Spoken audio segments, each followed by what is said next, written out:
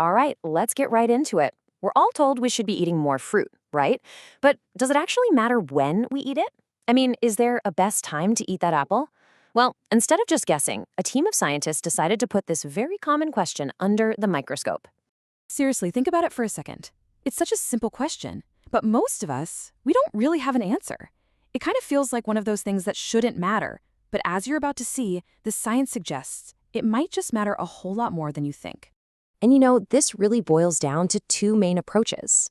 Do you eat your fruit before the meal, kind of like an appetizer? Or do you do what most of us do and save it for dessert? This is the exact showdown we're going to investigate. To get a real, solid answer, we've got to look at the data. So let's dig into the science and see exactly how researchers designed a test to finally get to the bottom of this. So a research team in Malaysia put together this really brilliant yet super straightforward study. Their goal was to isolate just one single thing, the timing of the fruit. That way they could measure its direct effect on people's appetite and, how much they actually ate. Here's the setup, and it was pretty clever. They had three groups. First, you had the control group. They just ate a meal of fried rice, no apple at all. Then you had the before group. They ate an apple and then waited about 30 minutes before having that same meal. And finally, the after group. They ate the meal first and then had their apple 30 minutes later. Pretty simple, right? Okay, so what exactly were they looking for? Well, they measured a few key things. They asked participants how full they felt. They measured the exact number of calories they ate during that test lunch. And, this is the really important part, they also tracked the calories they ate in their next meal later that day. On top of all that, they took blood samples to check in on key appetite hormones. So the stage is set, the experiment is running. But the results, well, they were genuinely not what you'd probably guess. This is where it gets really, really interesting. Check this out. This first major finding is right here on this chart. It shows what's called the composite satiety score, which is basically just a fancy way of measuring how full people felt. And you can see it plain as day. Both the before meal and after meal groups felt way fuller than the group that didn't get an apple. So fruit makes you feel full. Okay, not a huge shocker there. But here's the real million-dollar question, isn't it? I mean, feeling full is one thing, but did it actually make them eat fewer calories during that main meal? And the answer, incredibly, was no. Nope. It turns out that whether they had an apple before, after, or not at all three groups ate pretty much the exact same amount of fried rice. So at first glance, you'd think, well, I guess the timing doesn't matter. But that is not the whole story. The real magic, the big reveal, it didn't happen right away. It happened hours later. And it all comes down to this one number, 166. Get this.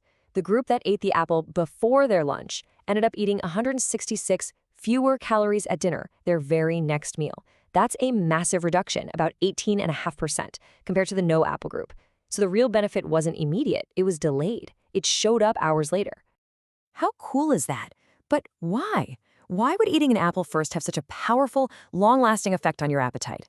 To answer that, we have to look inside the body, at the hormones. Let's meet a hormone called GLP-1. Now, the easiest way to think about GLP-1 is as your body's official I'm full messenger. When your gut releases it, it travels to your brain and delivers a simple message. Hey, we're good down here, you can stop eating. It also slows down digestion, which makes that feeling of fullness stick around a lot longer.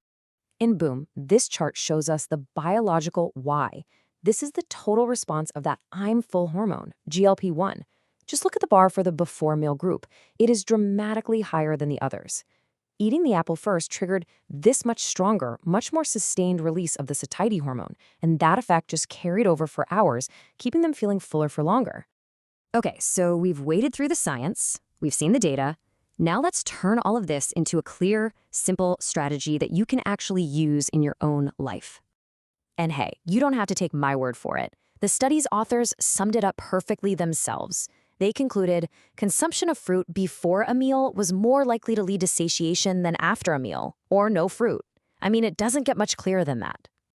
So at the end of the day, the big takeaway is incredibly simple and actionable. If you're looking for better appetite control, the science points to one easy tweak. Eat your fruit as an appetizer, not as a dessert.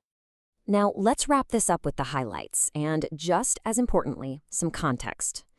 The benefits we saw are pretty compelling. it enhances that feeling of fullness, and it can slash how much you eat in your next meal by a pretty big chunk. But, and this is important, we have to be fair to the science. This was a pretty small study, and all of the participants were healthy, young men. So while these results are super exciting, we definitely need more research to see if this works the same way for women, for older people, and for other groups. And that really just leaves us with a final, fascinating question to chew on. If something as tiny as changing the order of our food can have such a powerful, measurable impact on our hormones and our behavior, it just makes you wonder, right? What other simple, powerful secrets about the science of eating are just sitting there, waiting for us to discover?